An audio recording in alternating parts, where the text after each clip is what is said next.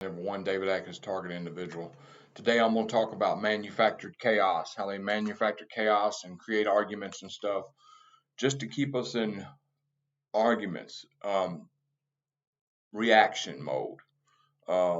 Always reacting, and then somebody will start an argument and we'll waste half a day arguing with somebody over something. We'll be like, man, why'd I waste my day arguing?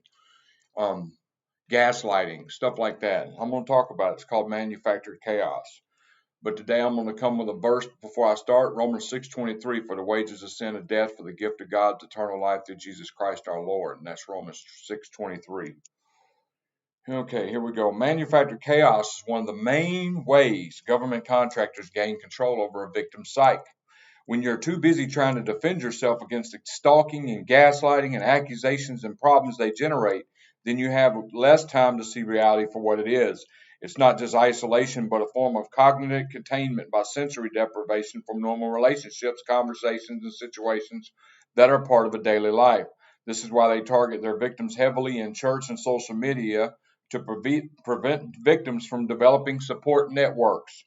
The reality is the government contractors are used to stalking and gaslight to instigate crazy-making arguments, try to provoke you into emotional responses that can be remotely measured and integrated back into remote neural monitoring data while constantly discrediting you by repetitively sabotaging your daily activities.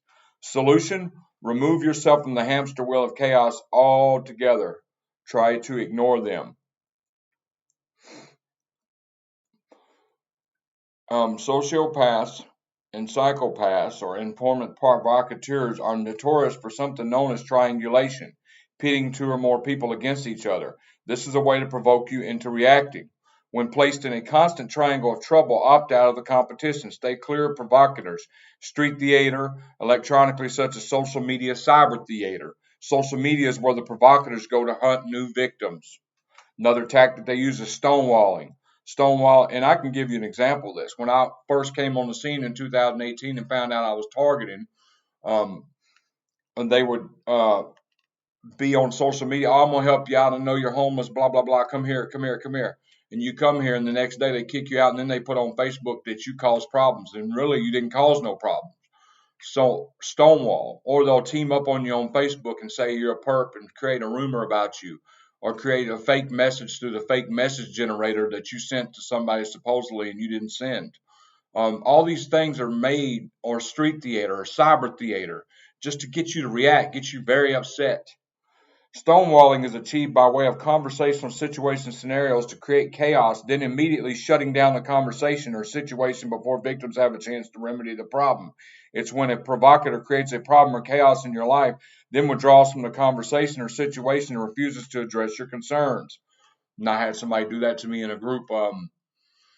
We were arguing over something. They kept gaslighting me under my comments, and then when I called them out on it and stuff, they stonewalled me. They blocked me from the group, kicked me out of the group, and didn't let me defend myself. Stonewalling.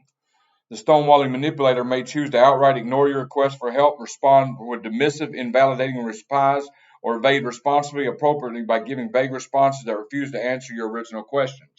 Or, for instance, if you say, well, I'm experiencing this street theater, and you put a picture of it, and they'll be like, oh, that's not street theater, it's just regular cars. Because, and that's one reason I've got tons of evidence I could put on YouTube. But you know how many people's going to try to, they always use what's called, what do they call that? Man, they just took it out of my head.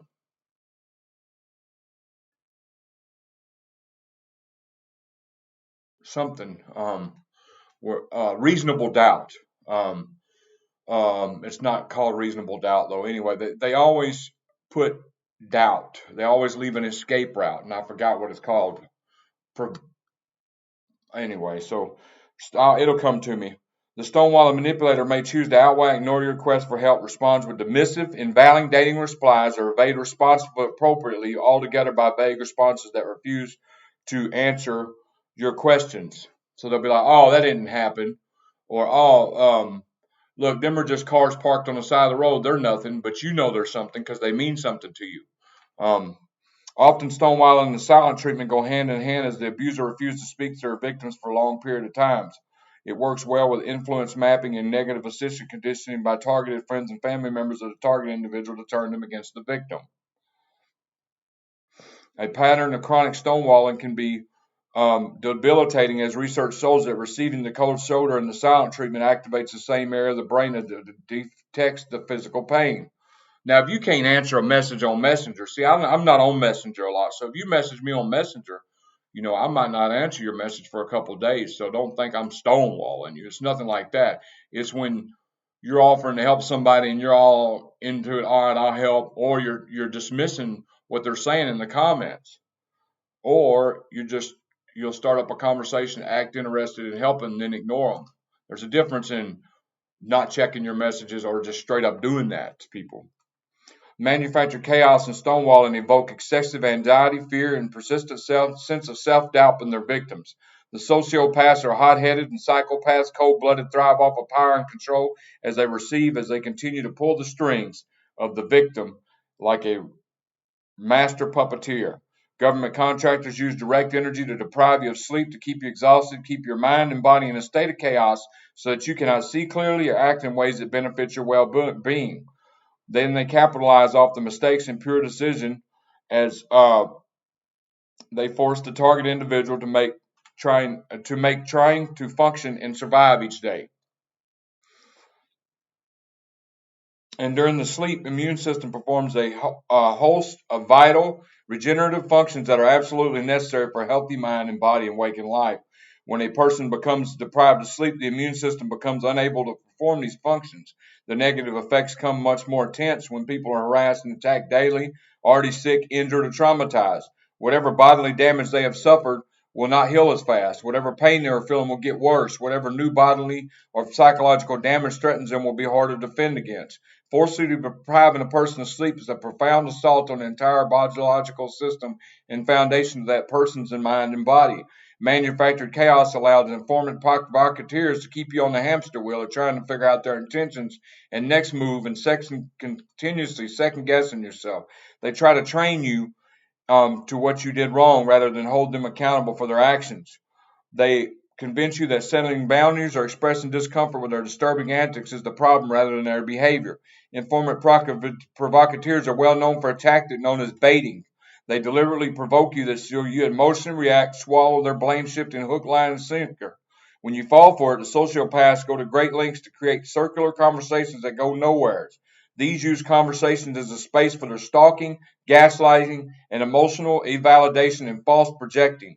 In their warped reality, they are not at fault. Their tactics also work to disarm you, exhaust you to the point where you're unable to fight back, defend yourself, or engage in self-care. And I still can't think of that word I was talking about. It's not reasonable doubt. It's oh man, it starts with a P. So what? Like if you're trying to prove something, man, I can't think of it.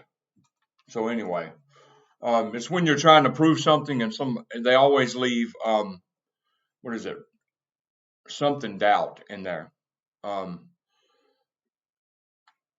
It's not reasonable doubt. I forgot the word for it, but anyway, so these people will. That's why I don't put my videos in there, because they always will leave evident or stuff where they can. It's the word for it is where you can make up stuff. Oh well, look, it was just that. It was just that. So anyway, yeah. So that's why I don't put my evidence up, because they always leave it the word. I can't think of the word, but they always leave it out. Leave it where they can call it something else. Oh no, they weren't stalking you. They were just pulled over on the side of the road doing this. They were just pulled over on the side of the road doing that. And the word will not come to my head right now, and I say the word all the time in my videos. So anyway, but that's what they'll do. But these stonewall and manufactured chaos don't play the game. Don't react. Get out of the situation. Ignore it. Don't waste your time on it. If you post something and somebody automatically posts, oh, that's not real. This and this and this was happening. No, you know what happened. Don't argue with them. Just ignore them. Stonewalling. If somebody tries to stonewall you, get you in an argument and all that, just ignore it. Try not to feed into the chaos. And that's all I got today. same old stuff here, getting hit every time I close my eyes and more.